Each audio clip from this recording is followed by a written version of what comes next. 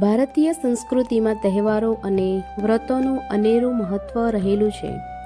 ફાગણ સુદ પૂનમના દિવસે ઉજવાતો હોળીનો તહેવાર એ માત્ર રંગો અને ઉમંગનો જ તહેવાર નથી, પરંતુ ધાર્મિક અને આધ્યાત્મિક દ્રષ્ટિએ પણ તેનું મોટું મહત્ત્વ છે. હોળીના આ પવિત્ર દિવસે અગ્નિદેવ અને હોલિકા માતાની આરાધના માટે કરવામાં આવતા વ્રતને હુતાશની વ્રત કહેવામાં આવે છે. હુતાશની વ્રતનું મહત્ત્વ.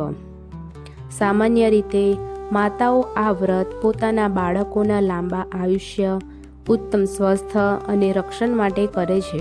એવી માન્યતા છે કે હુતાશણી માતાની પૂજા કરવાથી પરિવારમાં કોઈ આકસ્મિક સંકટ આવતું નથી.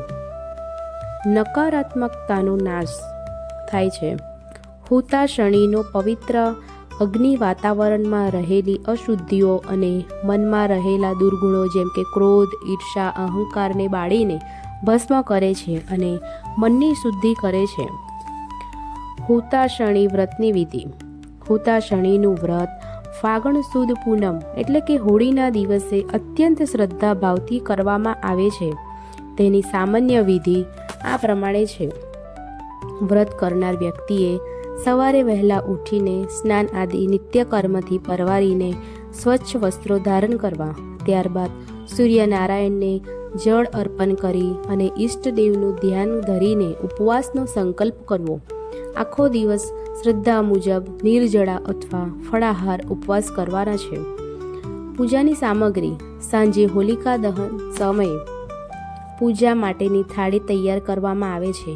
પૂજાની થાળીમાં કંકુ, ચોખા, હળદર, ગુલાલ, અપીલ, નાડાછડી, કાચું સૂતર, તાંબાના લોટામાં શુદ્ધ જળ, ફૂલ અને નૈવેદ્ય તરીકે ધાણી, ચણા, ખજૂર, પતાસા અને શ્રીફળ રાખવામાં આવે છે.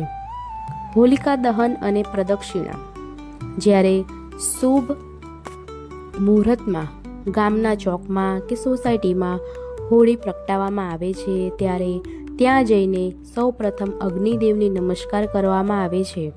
હોળીની ફરતે કાચા સૂતરનો દોરો લપેટીને 3 અથવા 7 ફેરા ફરવામાં આવે છે. પ્રદક્ષિણા કરતી વખતે પાણીની ધાર કરવામાં આવે છે. ત્યારબાદ હુતાશણીમાં કંકુ, ચોખા, અબીલ, ગુલાલ પધરાવીને પૂજા કરવામાં આવે છે. પ્રદક્ષિણા પૂરી થયા પછી વ્રતધારીઓ નૈવેદ્ય સ્વરૂપે ધાણી, ચણા, ખજૂર અગ્નિમાં પધરાવે છે. ત્યારબાદ આખું શ્રીફળ અગ્નિમાં હોમવામાં આવે છે. થોડીવાર પછી આ શ્રીફળને પવિત્ર પ્રસાદ તરીકે બહાર કાઢવામાં આવે છે. હોલિકા દહનની પૂજા પૂર્ણ થયા બાદ હોળીની જ્વાળાઓના દર્શન કર્યા પછી વ્રત પૂર્ણ થાય છે. ત્યારબાદ પરિવારના સભ્યો સાથે મળીને શેકેલા નારિયેળ, ધાણી અને ખજૂરનો પ્રસાદ ગ્રહણ કરી વ્રતના પારણા એટલે કે ઉપવાસ તોડવાનો કરવામાં આવે છે અને ત્યારબાદ સાત્વિક ભોજન લેવામાં આવે છે. તો મિત્રો, આ હતી હુતાશણીની વ્રત વિધિ અને તેનું મહત્ત્વ. જો તમને આ વિડીયો પસંદ આવ્યો હોય તો લાઈક કરો, શેર કરો અને ચેનલને સબસ્ક્રાઈબ કરવાનું ન ભૂલશો. જય શ્રી રામ.